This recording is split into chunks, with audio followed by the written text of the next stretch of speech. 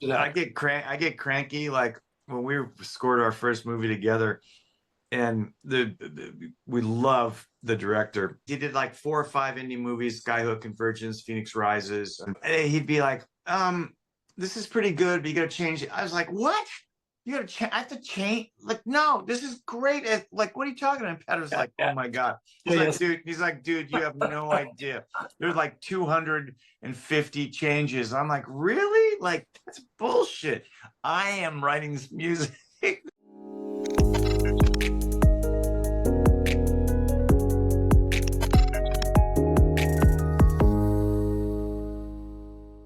Hello, and welcome to the MO Podcast, where we interview people who have done big and ambitious things in the art and cultural sector. I'm your host, Joey Flores, here with my co-host, Jonathan Neal. And today we're joined by two remarkable musicians whose careers have spanned genres, industries, and decades, Patrick Kirst and Paige Hamilton. Patrick Kirst is an acclaimed film composer. With over 120 credits on IMDb, he is best known for his work on the Kissing Booth trilogy, one of the most watched film series on Netflix, as well as award-winning documentaries and independent movies.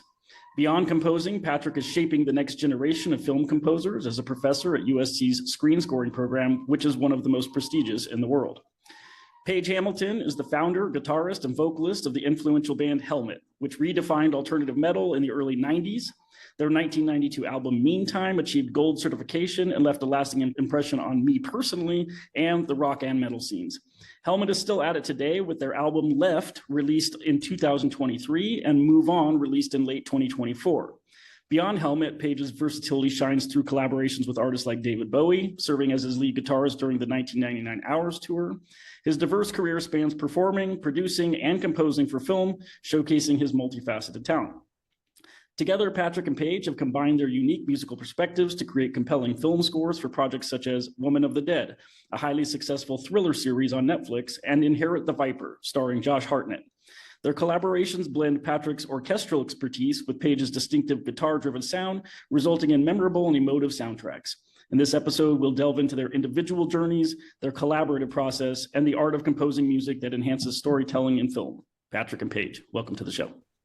Thank you. Good to see you. Indeed. So this is the first time we've interviewed two guests at the same time, so it'll be interesting to balance some individual questions on top of the work you've both done together.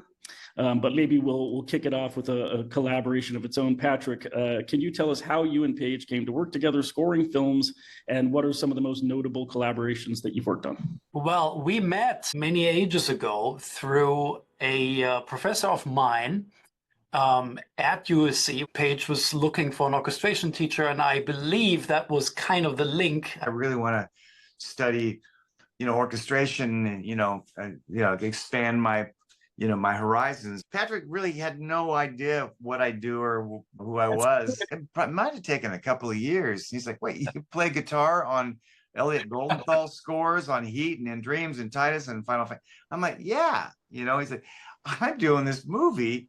Could you come in? And then, now we've been doing this, 20 years or something like that. And then I have to ask this question. Patrick, when was the first time that you actually heard Helmet's music? That was probably when I met Paige.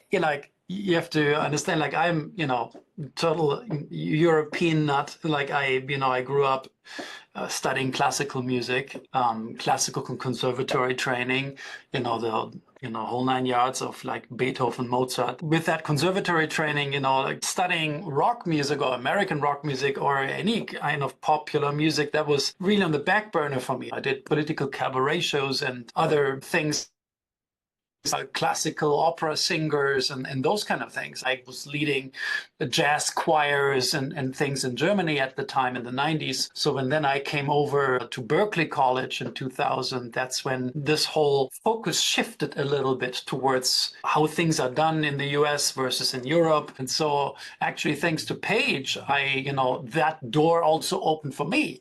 He introduced me to, of course, his heroes and things I was just not so familiar with. And so I think that started a very interesting dialogue between us. If I think about it, it's kind of odd how this all started for us, because we come from very different planets, if you think about it. But obviously, Paige, you came out of classical conservatory background training for your musical education too, right? I did my undergrad. I studied jazz guitar and classical guitar. So Right. and that classical ended kind of abruptly once I moved to New York and to go to grad school and just study jazz. So What year was that? Not to I date you. moved. Yeah, I moved to New York in I guess 85 it would have been. I finished. I got my bachelor's degree in classical and jazz guitar, and then yeah, so 85. So 85 to 87 was my master's program, and I really barely played classical guitar after that. It's a completely different discipline. You have to maintain your right hand nails and stuff, and I started shredding in a rock band, and this nail gets ground down to a nub, and there's blood. I was actually had a student today. He wanted to learn this Helmet song called "Murder" from our first album, and so it's a detuned mess. And I said, "This is the guitar. That's still dried blood from like 1989."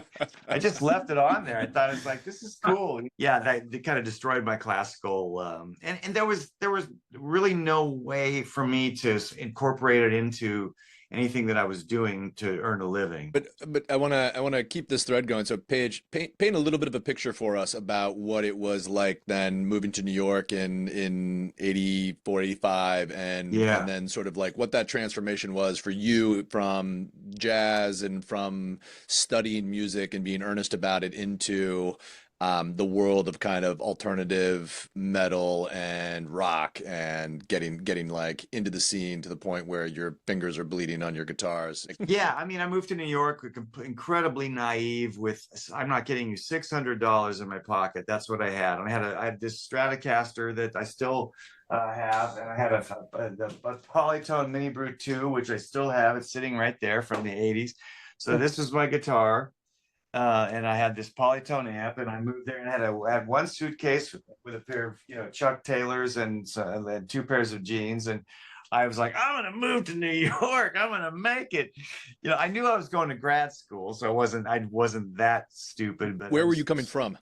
I came from Oregon. I graduated. I got my bachelor's degree at University of Oregon in Eugene, and I had auditioned for Manhattan School of Music in that summer of it would have been 85, I guess.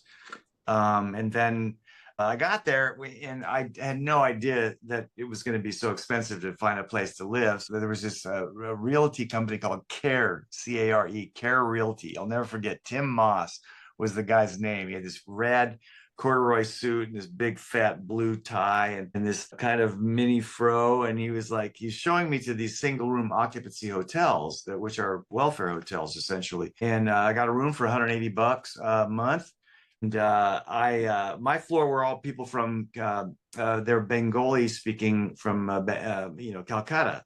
So I learned how to say nasty things in Bengali and useful things like I'm washing the dishes, I'm eating meat or whatever. And I would eat with the guys and just became friendly. My room was at the end of the hall. I think it was 8x9. I nailed 2x4s together to make a 4x4, and then I nailed a box spring to that.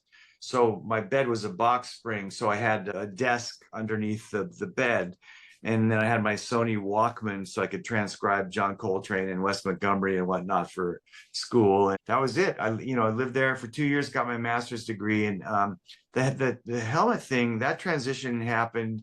I started auditioning after I got my degree. I started auditioning for bands in the Village Voice. You could just go through. So I auditioned for a cover band in Queens, a band in Long Island called The Children. I remember them. I'll never forget this. There was a band downtown in East Village that I auditioned for, and they asked me to join, and I didn't want to join because they were too loud. And I look back now, I'm like, yeah, that was a really bad line. And if they knew Helmet later, they're like, yeah, that guy said our band was too loud. He's in Helmet. And so I was just kind of learning about all this new music, and they turned me on to, bands like Gang of Four and Wire and Killing Joke and the Undertones, and because I had missed all that when I was in school. I was just jazz nerd, and I just loved it. So it became later shared a space with Sonic Youth, my rehearsal space, and became friendly with those guys. And it was kind of the opposite of the music school experience. It sounds like a very uptown downtown differentiation for New York, right? Yeah, like uptown jazz school, master's degree, studious, and then the Village Voice and auditioning for bands, and then it's just like the whole downtown scene in the late 1980s. It was not cool to have an education and to be into jazz. I was gonna say, I'm impressed that anybody actually let you in the door having a master's degree. Yeah, I didn't tell anybody. Band of Susans were like, Susan actually in Band of Susans, that's the first band I joined, said, don't talk about the jazz thing, whatever. And I was just like, I didn't get it. I didn't know there was this whole cool kids club that I was supposed to participate in. Then later when I met John Spencer in the before he was in Blues Explosion, he had a band called Pussy Galore with his wife, Christina, and Steve Albini. They were like, you never really heard like, punk rock and all that stuff. It's like, I heard it. I was just in a different world, it just didn't, I just loved John Coltrane and Thelonious Monk, so yeah, I mean, then later it's so funny because and then all of a sudden it was kind of cool, but I don't know. I never got invited to the Cool Kids Club. I was totally happy with that because we didn't look the part either. Patrick, tell us a little bit about the projects that you and Paige have worked on. Oh, quite a bunch and quite a diverse. What was the first movie, Patrick? I can't remember. Skyhook was the first. Skyhook was the first one with Drew, but then there's a couple others that followed. But then my own ones where I was hired to write the score. I think probably the first one was Inherit the Viper, maybe. I don't quite recall right now, but that was definitely one of the notable first collaborations, I would say, where things really started to. We did another one. Convergence was another one that we did. That was another of the same director, who hired us both.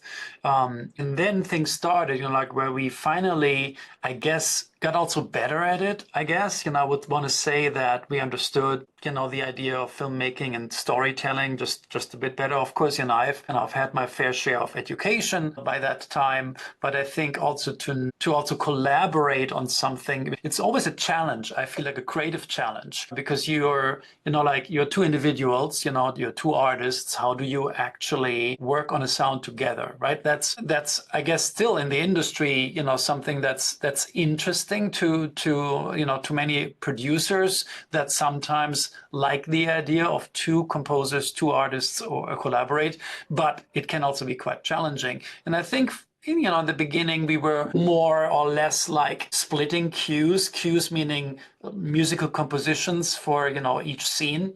And so we would split them like, okay, here, this is one for you, this is one for me. And then we hope for the best that it's going to sound somehow like cohesive. Yeah.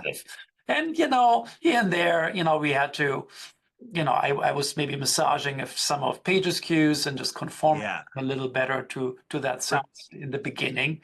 Remember when I said I don't want to do any lovey-dovey, kissy, romantic scenes. You have to do that stuff. I cannot do it. I'd be like doing moose farts or something, And it's like, oh, I'm like, no, I'm not doing that. You do that. I'll do the violence. Yes, I love action movies. Yeah.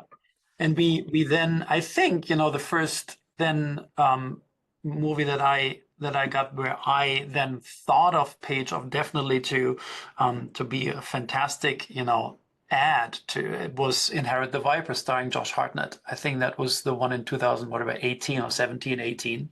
Wow, yeah. And that to me was a breakthrough, I think, for us also as a team and for me also to find a new sound. And I think it, Paige, his guitar work added all of a sudden so much, a new dimension to what I had done before. And I don't want to say what I've done before was boring or whatever. I'm like, it was just maybe not as interesting or as edgy or as courageous. And I think what for me is always like a fascination also from in metal music is its courage. It's so it's powerful. It's bold. And that's something that we always strive for in film music also. And I guess I would even say as an artist, to be bold, to be confident and to present something with a message, with power, with emotional power, visceral power. And there was this new thing. And I think I let Page also experiment a lot, and that's where a new process started to cook. Like all of a sudden I had, we were jamming together here in the studio together for the first time, really jamming together. And I had my little synth set up and Page had his rigs set up, and we just starting to see what works. And all of a sudden we found ourselves that we can actually also really play music together in a room and really jam together. And then I would then go ahead and cut things together, because I'm then, from my expertise as a storyteller and a film score guy, I was then able to make it fit to the scenes. So this is, also a very different process. Many composers would usually write music, they watch it, and then they write some stuff accompanying the picture, kind of. And here we are bolder in a way by, let's jam inspired by the picture and see what we can come up with and the material we can collect, and then see where this could fit. It's like a puzzle game. All of a sudden, then there's a new way of working. Had emerged in 2018 on this Inherit the Viper movie. It was quite successful movie, actually. Also, it's still on Amazon and it's doing quite well. Cool movie. So, who was the director, Patrick? Remind me. That was Anthony Jurgen. Like, he is, a Swiss French. And is he the guy that there's one guy we've worked for or whatever that doesn't like guitar, but most of my stuff doesn't sound like a guitar. I mean, Kissing Booth stuff I did, there's guitaristic things, but a lot of it sound sculpting. And so I thought it was really funny. It's like, he doesn't want any guitar. I'm like, okay, well, just don't tell him, Okay, who was that again? I can't remember. It could have been him. It's fascinating also, because what we are also trying, what Page, also, of course, has done, he comes in with these pedal boards and messing so much with the original sound of the guitar that for many, even my composer colleagues and friends who I show this, they would never guess that this is coming from a guitar. That's the beauty of it also, just to alter the sound in such a way that makes it highly unique, highly bold, highly, emotive and visceral. I always like these words, because this is what we are after as film composers. And again, I also like what I like in Helmet's music is the energy, is something that is just like so like infectious, with his rhythmic sensibilities. And I love rhythm, and that also brings us together. I'm a big rhythm nut. But of course, like for me, the other universe and the other side is the emotive side, that where I can still plug in and use my classical heritage of, using the Beethoven sound, the symphonic sound that I'm also trying to bring in. And so it has started to merge. And your theme writer, you're super underrated theme writer. Like, Patrick's written some of those gorgeous like melodies and themes and stuff. To me, anyway, like there'll be like this tension, and then this gorgeous theme will come out of it. I'm trying to think, specific. And we did, Kissing Booth was a whole different kind of, film. It was like less experimental, because it was a teen romantic comedy, and which I just like to pat myself on the back. I am the singer, by the way, of Patrick called me one day. I'm driving home. I just got an acupuncture for my shoulder. I had a broken collarbone years ago, and it gives me fits. And God, none of these professional singers can hum. I need you to hum. And so I pop up my TLM 103 Neumann over here and hummed. And it's this emotional scene where this girl is crying about turning 24. And I'm like, really? Oh, you poor thing. And then they ended up, Vince ended up loving it. And so we did another theme at the end of the movie. And it's this gorgeous theme that Patrick wrote. And Vince was like, that's Page? Like, it was like, yeah, I can sing pretty, So it turned out it was beautiful. It's like this beautiful, so the Kissing Booth 3, all that humming. Thank you very much. Yes.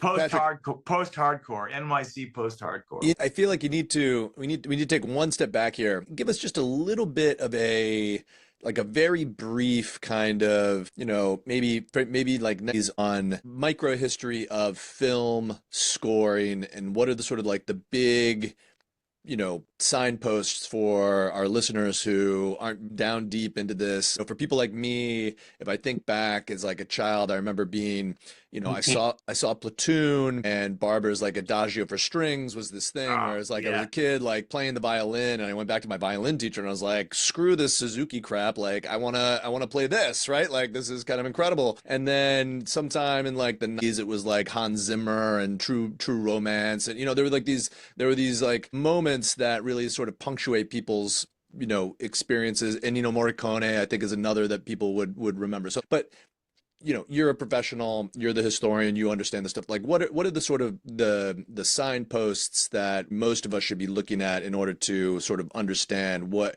are the sort of this history of film composing that goes back, and not, again, not all the way back to, you know, we're not talking about Hitchcock, we don't need like, you know, Psycho and everything Bernard Herrmann. We know, but just like give us just like a potted history of like, at least for our generations, of what is the stuff that like that what everybody sort of understands and gives them some orientation. I love going back, you know, actually also to the 1930s, you know, when we had the golden age, you know, like it's pretty much the old King Kong sound, you know, the Max Steiner sound that we all can relate to. This was highly symphonic music, and it came, you know, from this tradition of the Romantic era in European classical tradition. Also, Leonard Bernstein, I would say, definitely, you know, contributed greatly to what is American music, what is American symphonic music really. Like the big one for Leonard Bernstein was On the Waterfront, you know, and then of course, you know, like things started to evolve. The jazz influence and the song influence, you know, in the 50s, and then in the 60s, you also had,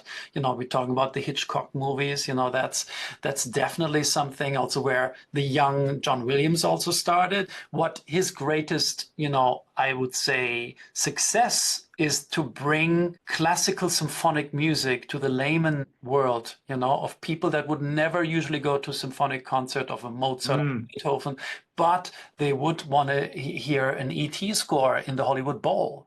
And so that is incredible symphonic music, you know, like, and he was able to make it available to everyone. So like John Williams, definitely the 70s and the 80s and the 90s, I'm like, he's still active, but that to me is that era of you know, the American hero sound that you would see in the Superman movies, you know, like that typical hero story. I think he was able to give that American hero a very clear identity. He made the hero, you know, he gave them the superpowers. Right. You know, so then who was the next one that sort of looked at Williams and was like, okay, we're going to do something different. We're going to pick up something. At the same time, you had the Hans Zimmer already. That time, Hans came on the map in the early 80s already. Rain Man would be probably one of the earliest film scores that put him really on the map. And there's so many more that then he started now to come more from the synth world, the band world, the synth world. So here's this guy like, wait a minute, we thought that film music is highly symphonic, and that's what it needs to be. You have to have a classical education. You have to be this conductor and understand the orchestra and play so beautifully on the piano, and you have to be the master there. And here comes Hans Zimmer, who is the master on the keyboards, the master on finding interesting sounds, the master on synthesis, how the electronic world, so to speak, in the tech world, he was able to, you know, this was a completely different, I would say, different stream that evolved. You know, Vangelis was another one, of course, with the, you know, like Blade Runner, for example, was one of the most iconic scores also. Amazing. Totally. 1980s. So you had these two streams, and then of course later on you had people like Thomas Newman that would also then find yet another stream in trying to find also interesting acoustic sounds that he would process and would recut. And like American Beauty, of course, was one of the breakthrough scores, but also again Shawshank Redemption was also a big one. Road to Perdition, those kind of incredible new stream that came along also in the 90s. So you still had that symphonic tradition, but then there was almost like a hybrid that started to emerge. Like you had the symphonic stuff, you had the technical stuff, and then all of a sudden you had something that's more like maybe organic processed, I would want to call that. You still had some synth, but maybe it was organic, where you just record things and cut and paste and loop them and make new instruments. It was very, very fascinating, and still to this day, Thomas Newman also is one of the big icons in our industry. Then the 2000s, still, the age of Hans Zimmer, Thomas Newman. Then another guy came on the block, which was Alexandre Desplat from France, who again revolutionized how we think about the symphonic sound. He pretty much came in with his French kind of influences from Ravel, Debussy, the French school of composers, of symphonic writers. He came on the block by a movie with, was it Nicole Kidman? Was it Birth? It was called. Oh yeah. That was one of his first one, and The Girl with the Pearl Earring was another one. And then I got to work with Elliot a lot, Elliot Goldenthal, and he studied with Aaron Copland for these eight years. He also is a Manhattan School of Music grad, so I'm very proud of that. But I got hired to do Heat back whatever year that was. Was that a mid-90s, something 90s. like that? It's a 90s movie. Yeah. He had heard about Glenn Branca, and Warner Brothers Records at the time had tried to sign Helmet, and we ended up going to Interscope. But Tim Carr, may he rest in peace, was working on the Heat soundtrack, and Elliot was like, this Glenn Branca guy, and Tim's like, well, this guy played with Glenn Branca, Paige Hamilton.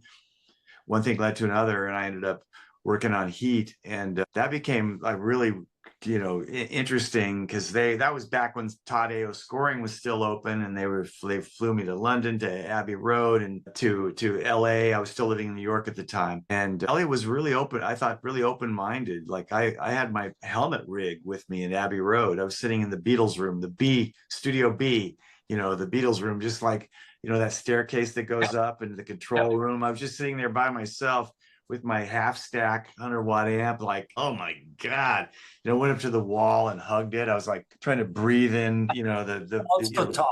Yeah. Just like, God. But Elliot was really incredibly, I think, open-minded, and again, wrote some really beautiful themes, but was, Patrick and I, because we've done so much of the sound sculpting thing, Elliot was hilarious. He would drink these Foster's oil cans, those beers, and he'd be like, yeah, no, I'm thinking of a sound like this. I'm like, okay, like, let me see what I can do, It's the dentistry sound. Oh, he called my he's like, Paige, can you do some of your dentistry here? Yeah, guitar stuff. Yes. No problem, El. But just to finish that story, in the 2000s, like more and more people came also from the other side, from the pop world, from the rock world, from from the you had the Nine Inch Nails, you had like all these Trent, and Johnny Greenwood, from Radiohead. Like, oh yeah. It's an interesting marketplace now, where people are really super excited to be working in film. Billie Eilish doing the Bond song, right? So like, there's so many interesting artists that come to this marketplace. So I think this was shaping more and more in the 2000s. And then we had also like a composer, Johan Johansson, also one that did the work on Sicario, which was a breakthrough score on The Theory of Everything. And then he did, what is the other big one? Arrival. Sorry, I'm just blanking here. Arrival was an incredible. These are breakthrough scores to me also, on what this new sound is. And then based on that, I would say Hans Zimmer took it another step further with the immersive idea of now the music is, so to speak, hugging you. Almost like when you're like the idea of Atmos, where you're like all these speakers and the sound and the music, they all merge now. Sound and music merge into a one kind of grand experience, an emotional experience. It's no longer that music is just an accompaniment of picture. It's the extension of the picture. It is as if the production design or what you see is actually audible. What you can see and feel in the picture is now audible. The music is pretty much doing this to you. And that is, I think, to Hans's great credit, who is tech genius and has always, be always ahead of the curve. Always, like he's always been so influential in showing us the path, so to speak, the enlightenment from Hans. Everyone's like, oh, Hans is the big grand godfather. To me, emotionally, it's Ennio Morricone. For me, this is a much more, there's a European thing, but that also there is a beauty of simplicity and the way Ennio would write without the technology. And now you have the other stream that is more modern and more zeitgeisty and more popular music influenced, and that's Hans's path. So like hard to compare them. I mean, like I would, like everyone has their favorite. Bow to Hans Zimmer, I bow obviously to Ennio Morricone. For me, these are absolute icons, and of course John Williams. These are, the greatest and biggest names in our industry, and and Herman. I mean, of course Bernard Herrmann, Jerry Goldsmith. That's some yeah. From the other era, but still. Ennio Morricone died a few years ago. He was also over 90 and was still active. John Williams, 93, I believe now. He just turned 93 and is still active. Wow. And Hans Zimmer is a bit younger. He's like almost a generation younger. He's like whatever. He's 67 or something. So he's really. Oh, I didn't know. He's still very young. I didn't know he was that young. Wow. Very, very young. So he was 20, I think, or 22 when he wrote Rain Man. I mean, like he was. That's crazy. A little genius. What? Little genius, really. Yeah. Like everyone knew his name by the time he was in his 30s, and it just felt like that was like canonical. You assume that was someone who'd been working in Hollywood for like 50 years. I got to sit in his chair. I worked on I want to say Catwoman, I think it was. Patrick German. Klaus Bartlett. Klaus Bartlett hired me to do guitars on Catwoman. I was producing a Gavin Rossdale record, working on a Helmet record, and working on that movie. So I was doing 3 studios a day, and I drove out to Santa Monica, and Klaus had this room set up for me so I could just record in Logic. And I went into Hans's room. It's literally like Star Trek. He's got this chair in the middle of the room and this gigantic wall of old analog synthesizers, just like a big old fuck you, I'm Hans Zimmer. It was so cool. I was like, wow, this guy. Yes, but it's not only show. I mean, I know. But it was pretty badass. But yeah. I respect Hans so much for again. Me too, of course. It's not my sensibility. That's the interesting part. You have to always respect it. There's no point in trying to copy. I think many people are trying to copy him. Yeah. And they fall flat on the face because it's not the same if you're trying to get over there and you're always trying to reach it from below. That's how it sounds to me, and then they never get there emotionally. That's why I think we are trying. Every artist, I think, across all disciplines, we are all trying to be ourselves. We've been pretty lucky, to tell you, when you think about it. Like the people that we've worked with to give us so much leeway, which is important for any artist. Yeah. Be able to express what they want to say and finding our voice, I think. Yeah. And I think, again, thinking back now, I think that's why also this interview is so interesting, because I thought about it, because I think, Paige, all these thriller, all these dark movies that I've been, for some reason, been getting, you shaped that sound, so much. Like my sound, I would say, has a lot to do with your sound. And that's interesting for me to think about that I contributed so much to that. I get cranky like when we scored our first movie together, and we love the director. Which movie was that? Indie movies. He did like 4 or 5 indie movies: Skyhook, Convergence, Phoenix Rises. I can't remember what else. And he'd be like, this is pretty good, but you gotta change it. I was like, what? You gotta change? I have to change? Like, no, this is great. Like, what are you talking about? And Pat was like, oh my God. He's like, dude, you have no idea. There's like 250 changes. I'm like, really? Like, that's bullshit. I am writing this music. This is like, you would say, you know what? You don't like it? I write you another completely different idea. Completely new song. Like for you, like, okay, you don't like the song? I write you another song. Yeah. And it's like, no. Or I'll quit. I've quit. It's not what it is. And there's this section that is not liked, or this section or this melody line should go down. It's like, what? Like, it's. I know.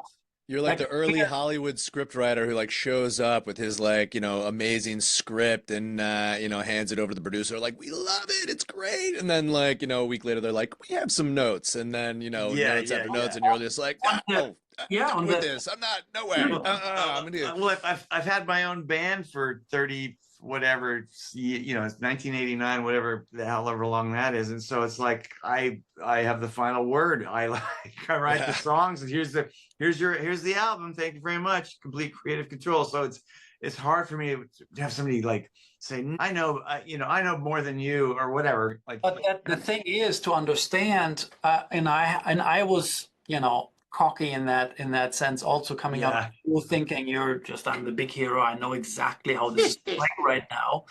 And you're going in with this attitude, and then you meet, and I met, Vince Marcello, the director of the Kissing Booth. And I met him early on, 2003 or 2004 already. Oh, I didn't know that. Yeah, he was in the film school, and I was, studying music and film music. And so we met at USC, and then I did his first thesis film called Zombie Prom. It was a musical, and it was the first time, like, sounds RuPaul, amazing, by the way. Sounds amazing. Starring RuPaul, I know. RuPaul in it. Yeah. And it was pretty fantastic to understand. Bill Butler shot it, the same guy who shot Jaws. Like, Wes Craven used it. So it was a big, for me, a big opportunity. And looking back, Vince would tell me, like, back in the day, I was just so almost arrogant and cocky to him, like always defending all these ideas and things. But I had understood, and that's the reason why, because we as film composers, when you're starting out, you're focusing very much on the music. You're pretty much a musician. Music. That's your life. Yeah. And you have not understood film yet. So to come over to the other side, to the film side, is one of the greatest challenges for any musician who wants to start film music. So to really understand the direction, the vision of why things are directed the way, cast that way, edited this way, and why is the production design this? Why is the couch red and not blue? To really understand every little detail. And Vince, the director, pretty much guided me in so many things that I just didn't know, and then told me all these things, why my music's not working. It's not working because what you're saying, Patrick, is this, but that's not what the scene is about. And then shoot, and then more and more, shoot. And I was smaller and smaller and smaller and smaller and smaller. I felt like, yes. And all of a sudden I realized what an incredible art form that is, to tell a story. And for a director, it's pretty much, you have all these departments, sound department, camera work, editing, music, again, and they're all funneled through this vision of this one person, usually the director, who is pretty much telling this story that he or she have in mind through all the departments, and they all have to come together and tell the exact same story. I cannot just pretend and say like, hey, you know what, director? I know your story better than you. I'm going to show you what I think it should be. And that's very arrogant, because you have to understand that you're one little piece of the puzzle. And for me, it took me at least 10 years to realize this more and more. What usually then happens in composers, that they write less and less because director, no, I don't like this, I don't like this, I don't like this. And I was in a major crisis to understand, but you only want this drone right now? This is what you now want. Jack, that's the great Jack Smalley. When I was having a lesson with Jack Smalley, we were addressing that very subject. He said, okay, so this scene calls for, and he writes a whole note on the page. And he goes, that's perfect. And he goes, God, I feel like I should earn my money. I've got to do more writing. So he wrote like this whole line. And he goes, what did I just do? And I said, you just fucked it up. It's like knowing what to what the film calls. That's hard. That's still difficult for me, because if I have a really cool part and I don't, but I'm like, okay. But the problem is, what you said, like, yes, the simplicity is always what, like, that's important. But I also think, how can you be still bold? And that was me, while I was taking myself back, my personality had vanished. I was no longer felt that I had myself was in this film. Yeah. So that is a big challenge, I think, for film composers to still feel you understood the story and you're doing it with just the minimum it needs, but being as bold as you can be and emotive as you can be and still be as original as you can be without these compromises. That is such a hard juggle, like for in our profession to be bold, but just give it what it needs. To refine this, I always, compare this with the great visual artists. I always, in my lectures, I always quote Picasso, for example, like the idea of, he did this bull studies. It's a very famous painting study of like bull paintings that starts out very realistic, almost photorealistic, and then gets reduced. And all of a sudden at the end, there's only 2-3 lines that you can still see the bull, but it's very much abstracted. It's very reduced. And this reduction to me is always what we are after. We are not after the movie script version, which is the photographic version of a score. We are actually after the abstract version of that, which is the reduced DNA, the emotional core of the film that's what we are really after. And that is usually darn simple to figure that out. Yeah. Cool. Yeah, I love the mission. The mission was another great, man. That was great. That's the thing. Can you find something that you can just hum within 1 second? You can sum it up like "bought up" in Jaws. But Patrick, as a composer, you're kind of subjected to this. Until you brought up Picasso, I was going to talk about this kind of deflation of the ego, and I think that for Picasso, it runs the opposite direction, right? Like the more abstract or the more reduced it gets, the larger his ego gets. But what I was interested in is like for a composer, it's a little bit difficult because you're working on this like script, essentially for how the music is going to be a player in the emotional landscape of this film. Paige, I was going to ask, like, is that, for you, there's, you're a band, you're a musician, you're a songwriter, but you're also a studio musician. Like you're often like walking into some place and you're just executing what somebody else needs you to execute, right? Like you're a tool, right? Like, and you're not, you don't go in and you're not like playing for somebody else and like you play the thing that you're supposed to play and you're like, you know what, I've got some notes, I think this would be better. It's like, no, that's like, presumably a surefire way to get your ass canned as a studio musician, right? And so there's a natural kind of ego modulation that goes on. Like this job requires me to sort of put my ego aside, and it's like, regardless of what I'm being asked to do, I respect the people involved, but I'm going to basically tone it down, and I'm just going to like play this instrument to the best of my possible ability. That's where I'm going to put myself into it, but I'm not going to do it based on like what I think the music is about. So for you, is it but it was funny to listen to you here and say, they're like, no, I like, this is what I wrote. Like, you've got to use this. Like, it's like, it's funny to think that wasn't a way to come in and be like, all right, like I'm a device here, right? Like I'm part of the apparatus. Let me be that part of the apparatus because I'm familiar with that. I've been hired, for what I do though. So that's a different kind of thing. Patrick knows these great, amazing guitarists, George or Andrew, who can sight read the fucking nuts on a fly, and they can create any guitaristic kind of thing that he needs. And to take nothing away from them, that's their gift. And my thing is like, I always said when I play with Bowie, I was teasing him one day and I said that we're talking about guitar and he's like, I really love Mick Ronson. I'm like, yeah, he was okay. Everybody loves Mick Ronson. And I said, I'm not really a guitarist. I'm a shit sculptor. And he laughed and he said, oh, you can play this. And I was like, I have, I'm not a great reader. I can read when I can sight figure out, Patrick will tell you, but I do a thing that's different. I have my own kind of vocabulary. I've been experimenting with these pedals. I have 5 pedal boards, and I've been experimenting with this kind of shaping sounds for a long time. So sometimes I hit, and sometimes Patrick and I have been working on things where, like, there was on the Women of the Dead thing. There was a scene, and I just knew exactly. I just like, yes. And he said, I need this, and he turned to me and I nailed it. And it's like one take, first time. He goes, you asshole. And I go, yeah, but then there's other days where I just like, I mean, I'm pissing in the wind. I don't know. I'm like, I can't. But that's also why I like working with Paige. Again, yes, if I write something with these studio cats, they would just write exactly what you've written. Sure, they can improvise. It's a cleaner sound. It's not, it doesn't have that character, that dirt, that interesting crunch. It's something where I feel like, okay, let's see what happens. I'm always surprised whenever I'm working with Paige. It's like, okay, hit record. He just does something. I said, oh, that's great. And then I hit stop and he keeps playing something completely different. I said like, stop. It's like, I need to record that as well. I need to record that as well. Oh, that's cool. Oh, that's cool. But I am, that's the difference between a session musician, definitely, and a creative partner. Right, a collaborator. But Paige, like when you worked for Linkin Park, like that was more hired.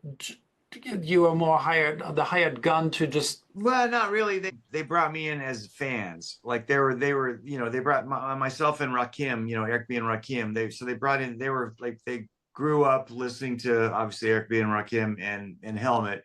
So they brought me in as fans. So I was kind of like, carte blanche. They did the part that I sang was like, I said, look, I'm not going to rap. Okay. But they had a vocal part written, and it was just the peak of my range. Actually, I did the song with them in, I think it was in Dallas before we went to Europe in I think November or something like that. And I said, yeah, can we drop this down, so do a whole step, because I was really like, yeah, if I do what you demand. It was a little up there for me, so I got it into my range. So that is from the guitar standpoint. They just said, do what you do. And Mike Shinoda and I discussed this when I just saw them when we played with them in Dallas, like in November. He's like, I don't know what those chords are that you're doing, but it was so cool. I was taking their harmony, which is relatively kind of skeletal, simple, major, minor, and just doing, like extending the chords, like I know like you're not going to be, putting in flat nines in a Linkin Park song, but you can play nines, you can play 11s, and you can play 13s. Those are going to be beautiful. We're just extending them. So that was collaborative, but at the same time, I can go into a situation like that and know what's right for the song. When Bowie said to me, he's like, you don't have to play these note perfect, like from the album. We were doing 30 years worth of material at the time, right? 99. He said, do something in the spirit of the music. And I get that, I was, it was a short stint. I think I did 3 or 4 months with them. And so I was still very conservative because I wasn't about me. It's like, I'm playing with one of my all-time heroes, and I'm here to support him. And that's like, I kind of looked at film like that with, you were there to serve the picture. And I've grown up a lot since 25 years ago when I first was like, what? How dare you tell me? Like, oh yeah. And across the universe, how was that? Because you played all the Beatles songs. I'm like, but did you play them in the Helmet style, or like in? I did my thing. The very first note of music you hear in the movie is he's sitting at the beach. Is there anybody? It's Girl, the song Girl. And the kids on this feedback kind of fades in. Well, that's me. The very first note of music you hear. I have these guitars with these sustained pickups. It's basically an EBow in a guitar. Sustainiac, it's called, or sustainer, I think. Sustainiac was the inventor, Alan Hoover, of the pickup, but Fernandez kind of perfected it. And so, I mean, I got to work with T-Bone Walk, who grew up watching him on SNL, and then with Hall & Oates or whatever, and we became really good friends. I just remember him coming in, he's like, what are you doing? Like, how do you do that? What is that? And I'm like, for him, he's like playing with Elvis Costello and Hall & Oates, and he was just a phenomenal bass player. And just a beautiful human being, just gorgeous human. He had his heart and soul, but he appreciated my thing. Ricky Murata, I got on Heat. I worked with the drummer Rick Murata, who's played, Steely Dan. I grew up listening to him, and he was kind of the same thing. He's like, wow, like that. Your thing is so different. Like I have my own little niche, kind of, that I'm not like, I could not be a session cat that could give you, generic, whammy bar dive bun, Toyota, it's like I'm gonna kind of do me. And then the people that want to bring me in, like Elliot would be on Heat. I remember there was a scene, I think it was an armored car. It was going to crash into this big cement pylon. And he's like, it's 15 seconds. Start here. And the white stripe goes by on the picture, and you're going to end at this, when it crashes in. So we did like 4 or 5 takes, and I'm like, okay, armored truck's gonna crash. So you might nail it, you might not, and a few takes. I love that. I love that kind of freedom and being able to come up with something that it's a one-time. Oh well, thank God, Patrick. We work with this great guy named Isaac Amelak, and he's Patrick's assistant. They've done essentially a sample library of a lot of my guitar sounds from the Women of the Dead. So it's mapped out on a keyboard. So so you can play like, okay, this key will give you this sound, this key will give you this sound. So there's probably 25 or more samples. It's because I'm not, some of these things like Patrick will like, that emotional sound you got, 6 months ago, and I'm just like, it's one of a kind. It's and David Torn said that to me many, many years ago. He said, you do what you do, and that's, no one else can do that. And I'm like, thank God, so it's like, it's very specific to me. And it's been so much fun. Patrick and we do about, I don't know, 2 or 3 or 4 things a year. And it's just been so much fun for me, because it's also, I'm doing a solo album, and it's essentially stuff I've written for film or a movie I quit or whatever. And this kind of sonic sculpting it's really fun. So yeah. Paige, I want to, we've talked about like you having to sort of come in and understand that you're working on someone else's project, right? And so you got to know your role in the project. But you've been playing with Helmet, with maybe some hiatuses, but for 35 years now. And according to Wikipedia, there have been 17 different members of Helmet, and they have played for Testament, White Zombie, Anthrax, The Cult. So arguably some of the biggest bands, and I would imagine both also some big egos. What is it like for you to be on the other side of the coin and managing people on your own project and working with people who are obviously have their own styles and their own command of the art and everything else? Like, talk a little bit about being on the other side of the table, where you are the one whose project it is, and you're trying to manage people who bring their own styles and things like that to your project. I've always said to everyone, like Johnny Tempesta is one of my dear friends. He was in Helmet for 3 years. I met him after a White Zombie, and then Rob Zombie broke up. And I knew Zombie, and a friend of mine from a mutual friend said, you got to meet Johnny Tempesta. And I'm like, who's that? He said, he's in White Zombie. And I go, isn't that a drum machine? And had no idea. We met for beers at Cat and Fiddle, this epic place that is not there anymore, unfortunately. I've been there many times. Oh, it's just, it was the best. It's part of the reason I wanted to move to LA. I was like, it's February. I'm listening to live jazz on a Sunday. I'm sitting outside. Casablanca scene was shot on that staircase when she has the gun. This is where they had the rap party in 1940 or whatever. Just beautiful place. So Johnny and I met for beers. He was super humble and beautiful. We got together the next day and we jammed. And then we started a band. Then it kind of turned into Jimmy Iovine from label, from our old label Interscope, called me randomly one day and said, make another Helmet album. And I was like, we hadn't thought about that. It was going to be a new band. Rob Nicholson, who was also in Zombie, ended up kind of jamming with us, and he had a gig with Ozzy at the same time. So it was kind of a conflict. Long story short, like, we became very good friends. As you said, I've worked with, a lot of musicians. And I always say, like, our band is at the level it's at, right? It's 2025. We're not going to sell out Madison Square Garden. I can't pay someone what they get paid in, the Cult, or like Frank Ferrara is in Guns N' Roses. He was in my band Gandhi. Matt Flynn is in Maroon 5. He played with the B-52s before that. I can't pay him what he gets paid in Maroon 5, obviously. So I say, like, if were a stepping stone or whatever. It was Johnny, every single guy, I will say this, every single guy says, man, that was the most creative, fun time I've ever had being in a band. And I love that because even though I'm the writer, the singer, and the producer or whatever, I need the input from the other players. I want their personality to come out within the helmet, within the kind of helmet format.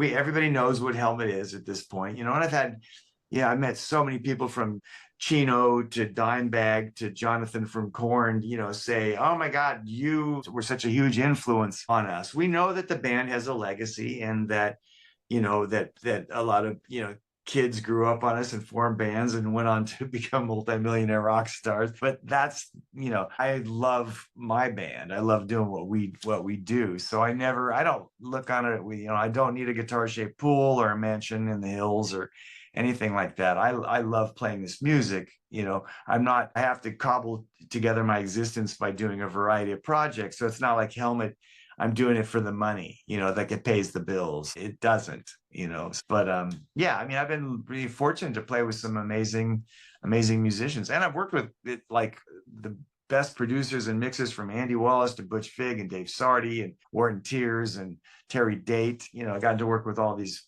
people because a lot of it, Jim Kaufman, he co-produced our album and the last album left. But Well, I know that somewhere buried on this computer is a video of me trying to play a Helmet song on the drums. So, like I said, been a fan for a long time. I want to ask Patrick one more question, and then we have what we call the more opinion segment, which is just a few questions that are not necessarily related to your guys' projects. But Patrick, I'm going to refresh my Bev.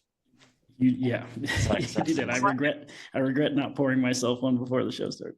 Patrick, so the podcast is about people who have done big, ambitious things in the art and cultural sector. So can you tell us what is the largest orchestra you have ever conducted, and how important is it really as a conductor to wave that little stick around? Yeah, talking about ego, right? But I would say I always love to conduct whenever I get the chance to write something also meaningful, and I think if it's dear to my heart and emotional, and I feel like highly connected to also my classical roots, perhaps, or like where I feel like this is a very meaningful way of expressing something through the orchestra, I would love to conduct it myself. The biggest one, perhaps for me, probably was the London Philharmonia Orchestra in 2017, doing a theme park music. It was actually a very beautiful experience. It was a 65-piece or almost 70-piece orchestra, conducting this in London at the famous Air Studios, which is, George Martin's, he was, the founder of the Air Studios. It's like he turned this into recording. Wow. It's like the fifth Beatle, so to speak. And I met Giles Martin, his son. He came by at the session and said hello. And then it was, wow, complimentary. And it was for me one of those, wow, I felt like a couple inches taller. Like, wow, this is damn cool. And the orchestra, of course, played incredible, like such a high level of musicianship, and I love working with just great musicians, like you, and in this, as much of it is, it shouldn't be a show. It should be, of course, an expression of the music through gestures, through your body, and for that reason, I love conducting. Like it's a great thing. If it becomes more technical on action things or like comedy things, then the conducting part is not so important to me. It's more important to me when I'm working on dramatic moments, dramatic scores, and that was definitely the biggest one. I did also one, which is this one here that I recorded in Eastern Germany. That was in Bratislava, where I also had a similarly large orchestra, and that was a period drama. It takes place in Chile, and Which one was that? Tierra de Sangre. Yeah. Cool. It's a period drama, very beautifully shot, and there again, it was highly emotive and highly dramatic, and so like I love working with the orchestra. It's just very rare that I get a full orchestra, and if I get a full orchestra, often the budgets are fairly small that I cannot even fly over there and spend all that time recorded let's say in Bulgaria or in Bratislava or like in Eastern Germany. So I do this remotely from here. But of course, I love conducting. It's an expression. It's something that belongs. Like if you are good with that communication with the musicians, then I think it's a beautiful part of the whole job to be able to stand in front, hear it come to life, and you're rewarded for your hard work, hearing it come to life. It's a beautiful experience. I hate to just, take all that amazing stuff you just said and then say something so stupid, but do they teach you how to wave the little stick in school, or you just have to learn that the first time you conduct? Wave the little stick. Who wants to chop my chopstick? The toothpick. Teach you that. I was taught, yes, in the 90s, I had conducting lessons, orchestra and choir. Two different things to conduct. One is choir usually by hands, just hands. And then orchestra is with a baton, which, not a stick, not a small little stick. What I feel like is that in the MO podcast, Jonathan is the one with the classical training and the sophisticated yada yada, and I'm he's the Patrick of the group, and I am the Page coming in here and just knocking things over with the guitar riffs and asking the ridiculous questions. Great, yeah, I'm with Joe. Well, but so many people are unaware that the conductor is the best, love the LA Phil so much in Dudamel like that. Like I've seen so many different conductors and how important, that's the best musician in the room right now. Yeah. Like that, like those cats are like, man, there's the Beethoven tour of his house in Baden in Austria, and they have like a film at the end, a little films you can click on, and there's one with Dudamel talking about number 9, Symphony number 9, obviously one of the most important pieces of music ever written. It's you just like to see these guys, I just feel so fortunate. But Patrick does, I can't even comprehend, you have to know the whole piece, every instrument, what's going on, and it's phenomenal. It's incredible. So Paige, before we move on to the more opinion section, I do have to say my daughter has recorded in Abbey Road Studios. Yeah. Oh, she was 12 years old. She was part of the National Children's Chorus, and they recorded a choral arrangement for, God, it must have been, maybe it was like a Christmas record or something like that, but wow. They were in London 2 years ago and recorded at Abbey Roads. And of course, all the parents who are my age, sort of our generation, are like, oh my God, that's incredible. It's like, and a bunch of these kids are like, what? I know, no. They're like, the Beatles, huh? No I remember, concept. I know. This is where the world literally changed in that room. Literally the world, not just. But I will say, I'm not falling down on her musical education, because I pulled her out of school early to go and see the Brett Morgan, David Bowie documentary. Cool. When it was playing in the theaters, and I picked her up and she was like, where are we going? We're like, we got to go see this show. And it's like, I think you're going to like it. It's going to be really weird, but and she was like, I'm getting out of school early. Okay, I'll go see this film. So, great, and I used to sing Starman to her as a lullaby. So she definitely has a little bit of that in the DNA. Although now, of course, it's like Olivia Rodrigo, and Sabrina Carpenter. So yes, that's my niece, Olivia Rodrigo. I got to say, on the Bowie side, like the first day I got together with him to play, it was just he and I, and it was just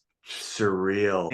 I used to smoke and he smoked, and there was a upside down mic stand as an ashtray full of Marlboro lights, and he was on his stool, I was on my stool. We had 2 monitors, and I think the first song we played was Quicksand, and I was just like, what the hell is happening? Like, this is like, I'm on this stool and this guy right here, and his voice is coming out of the speakers into my ear, and oh my God, it was just like mind-blowing. Just what year was that? 1999. Amazing.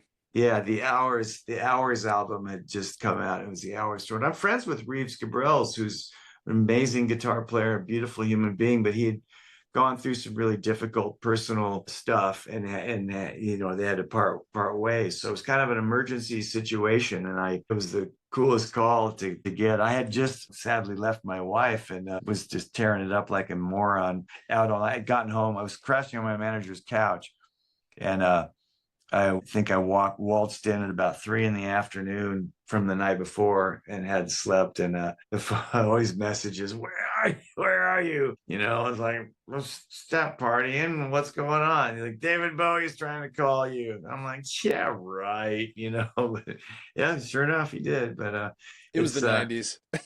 Yeah, I know. Yeah, I've grown up. It was he is quite an amazing, I think, human being. I mean, I'm super biased, obviously, but I just think for sure, phenomenal, like, songwriter and singer and performer. And I learned so much, from him. I had to learn 30 songs in 2 weeks and then go play Wembley. Our first live show was Wembley. I grew up in a town of 35,000 people, and Wembley holds 3 times that. And then 1 billion people saw the Net 8 concert. So I wasn't nervous at all. That's so cool. So did she dig the movie? Yeah, she dug the movie. I think it had its imprint on her. I think that part of the movie is that there's so many visual references. There's so much sort of like film history and cultural history that's sort of like piled in there that it was difficult for, I think she was actually 11 at the time, difficult for an 11-year-old to kind of wrap her mind around. And I realized, it's like, oh my God, she's going to like go through the rest of her life and see these images again, and maybe she'll remember that the first time that she saw one of them clipped was, in this, she was like, oh, that's from that David Bowie movie. I was like, well, actually, that's Nosferatu, and and it's and that was a long time ago, and so Brett Morgan put that in the film. But yes, like it's all great good that you're getting some of that. It was fun. All right, to the next section. Yes. All right. So I think I'll actually, Jonathan, unless you disagree, skip the $10 million question. Yes. And just do the other two. Sure. All right. So Patrick, what is a person or project currently happening in the art and cultural sector that you admire and would like to bring more attention to? It's not yourself. Yeah. Can't be a project you're part of. Yeah. A project, let me just try to rephrase this, like a project that's out there that, like an artistic project. Anything in the art and culture sector. Could be music, could be a film that you know of that's getting made that you're not scoring. It could be somebody building a company that you think is super cool and going to change the way something that deserves attention.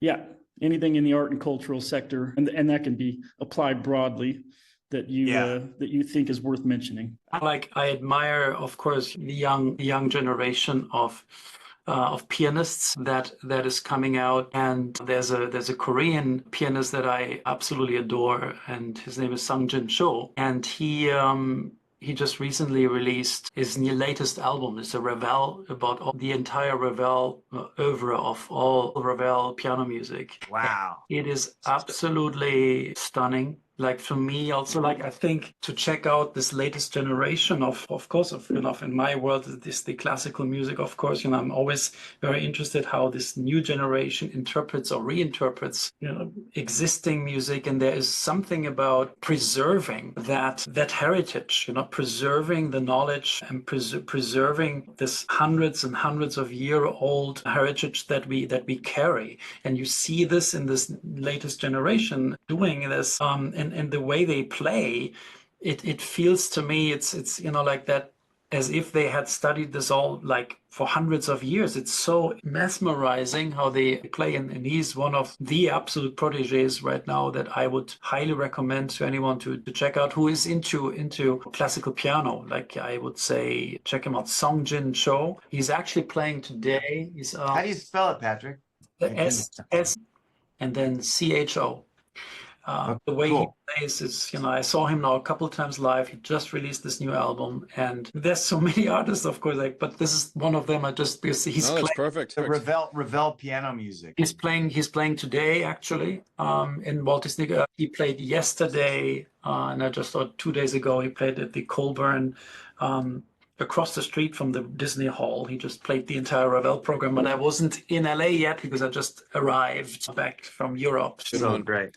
And there is something quite extraordinary about the fact that there's a legacy of musical advancement that is being carried forward in its performance by the people of China, Korea, and Japan into the sort of these like further generations that is like really embraced and extended it, that it is a testament to the kind of universality of what at a certain moment in certain places musically, but that obviously transcends the historical and social situations where that music was first composed and performed.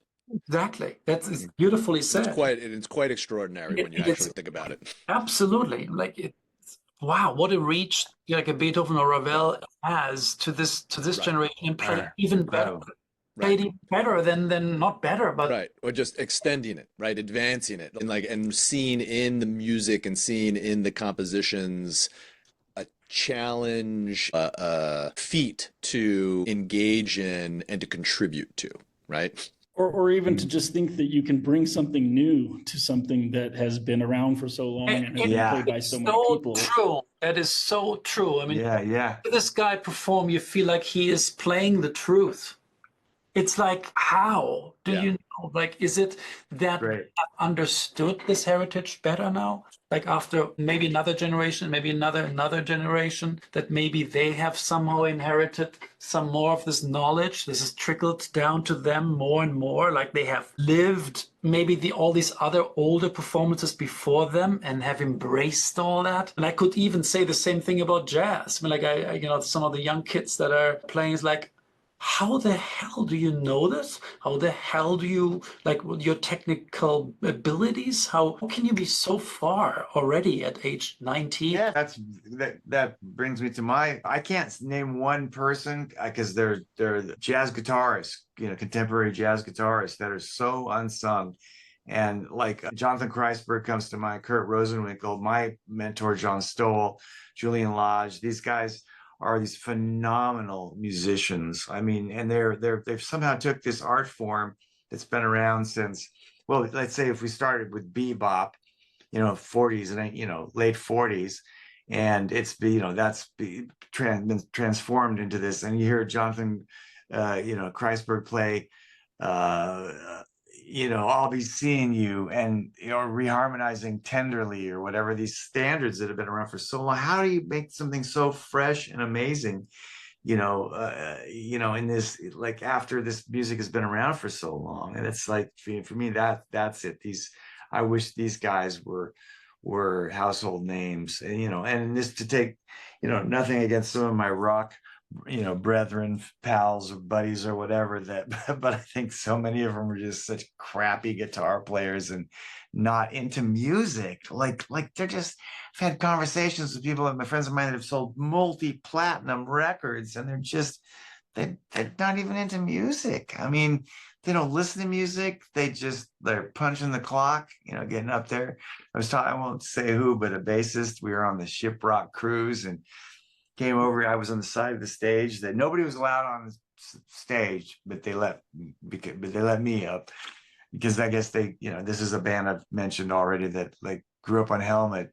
And he's like, God, he had like bit of honeys in his bass boat. And he's like, I can't wait to get this over with and just go back to my cabin and whack it. What are you gonna do? Like, it was just like, it's like, dude, what a bummer. You got a mansion in the Hollywood Hills, you're paying millions of dollars to play music. And these guys that I'm talking about, John Stoll is, last time I saw him, his Toyota Corolla with his little amp set up and his guitar. He does, I'm not shitting you, 300 dates a year. And the bulk of them up and down the West Coast and out, out to the Rockies and back in his Toyota Corolla. And then he'll have gigs in South America or Europe or whatever. But this is the most humble, beautiful, I call him, Jazz Buddha. He's just this amazing human being. I've gotten to know him since, I think I met him in 1980. And I was the dork that same Sony Walkman that I had in the Welfare Hotel transcribing Coltrane. I'd go see him play at the Hobbit. There was a place in Portland, Oregon called the Hobbit. Sunday brunch, solo jazz guitar. And I'm sitting there like recording, and I still have these tapes. like, and I told him, John, I have these tapes. He's like, oh God, I'm so, I probably wasn't very good. I'm like, yeah, you were. He played with David Friesen, and I got to see him with Nancy King, this great vocalist who was married to Sonny King. And the reason a lot of these people, well, Sonny ended up in Oregon because it was a heroin addict and he had to get out of Oakland. So they ended up moving. So all these amazing musicians were in Oregon for some reason. And I was this young, dumb 20-year-old, and I got to be around all these people that were amazing. And I found the best musicians were the least judgmental, and they were the most encouraging to me, and I would go sit in, like, shivering like a puppy shitting bees, like, to go sit in, I'm gonna play blue bossa with these guys in this bar. And they were just like, that was great, man, keep it up, keep working. That I find out the best musicians are the most humble and encouraging and amazing. But so I have to say John Stoll, but I also have to bring up Kreisberg and Rosenwinkel and Julian Lage. Those guys are just how they've reinvented jazz guitar is beyond me. Perfect. Yeah. Amazing.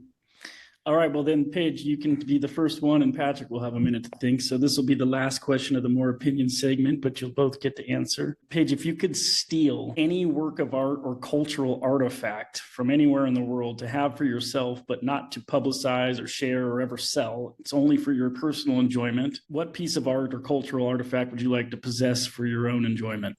Wes Montgomery's Gibson. Pat Metheny owns it. But I got to play George Benson, one of George Benson's guitars. Tour Supply is a company where we have a storage locker here in Los Angeles by Burbank Airport. Tour Supply is now gone. They exist there anymore. But I was in there one day, I see this guitar case that says George Benson on it. I'm like, Alan, he's like, yeah. All right, really? Could I play it? He's like, could you just turn around? yeah, I did. I have my screensaver. If I can find my phone, my screensaver is me with this giant shit-eating grin playing George Benson's guitar. Playing George Benson's guitar. And this is gross for some people, or probably George would probably be disgusted, but I had a little cut on my finger. Like, again, right? And I was just like, please, God, put his sweat and genius out. A little DNA transfer. So like that, but in one of his great heroes, and for me, the greatest guitarist that ever lived was Wes. And to have Wes's guitar, that to me would, I don't even know what I would do with it. I wouldn't want to leave the house because I wouldn't want to leave it alone, and I wouldn't want to travel with it. So I just have to have it glued to my body and just like, Wes, this is Wes. Like, but yeah, that's, I'm a dork. When we put out this episode, I'm going to tag Pat Metheny and tell him to watch out. Yeah, exactly. I was just thinking that same thing. I was thinking like, this is going to be the first episode that's going to get pulled up in some grand jury indictment in terms of, a little aside, we played, I believe it was West Virginia, and Pat's tech Andre, I can't pronounce his last name, but I would say Cholmondelli or whatever, came to the show and gave his business card to our merch guy, Matty, and said, Pat is a huge fan of noise rock and he digs Helmet. And I was sitting on the front lounge of the bus after the show, and Matt told me this. He gave me the business card, and I was just like, what? Like, what? Pat Metheny, he knows who I am. Like, he's heard my name. He's heard my band. I was like, I went in the back lounge and I was just like, oh my God. I was like, literally had tears. I was just like, these guys, Pat is like, they're just totally heroes. I mean, improvisation I don't know, like, it's hard to describe to people, like, what it feels like to improvise, or in my case, try to improvise, to have your, feet cut loose from earth and to travel inside this music and to go to this place. And so these great improvisers, to me, are just, there's no art form like it. It's the greatest, to me, the greatest art form that ever existed. It's like it's so pure and beautiful and just intense, and I don't know. It's like I spend my days in my life trying to get there. I'm just like the path. I'm on the path. Just keep going. That's like, so that's, I mean, part what Patrick and I do together is improvisation. When he talks about us jamming, there's just two musicians listening to each other. It's just like, because you're connecting on a, nonverbal, level that, maybe for someone else in the room, they have, it's boring, but when you're participating and you're interacting with another musician and you're improvising, you're having a conversation musically, and it's just, there's nothing like it. It's just an incredible thing. It's very nice. All right, Patrick, what's your illegal activity going to be? well, I mean, like one would be, I would love to have, maybe one of the last batons of Leonard Bernstein, for example. That would be amazing to have. But then, of course, Beethoven's piano. I mean, like if I could just steal that somehow and just. Have you seen it? I have not only pictures of it, but I think, Paige, you have seen it. I have seen it, and I got up to the edge of the rope. I wasn't a dick. I was kind of marveling at how low the doors were and how small his bed was. But I got up. I'm sorry. I think I did reach out and touch him. There was a rope. The door is like this high.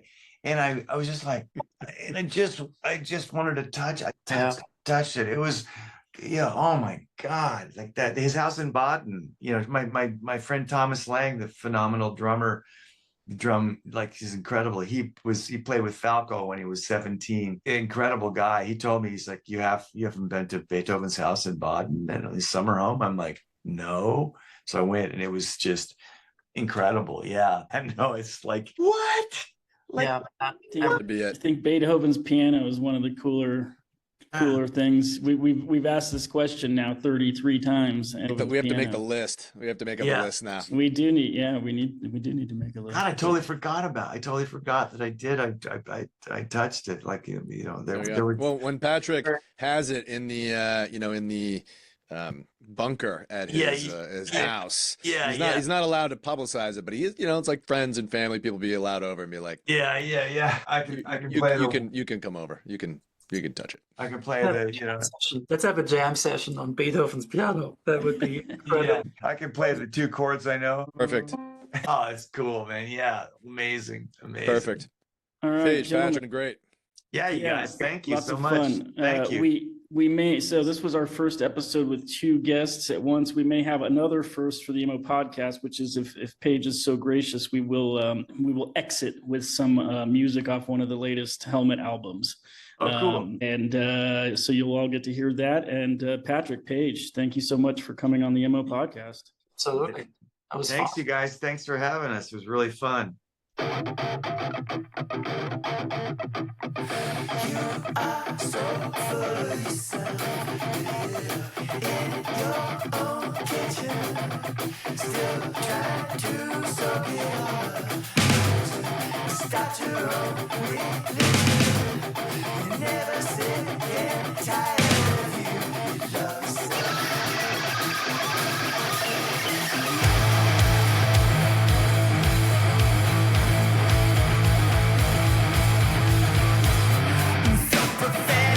Pretending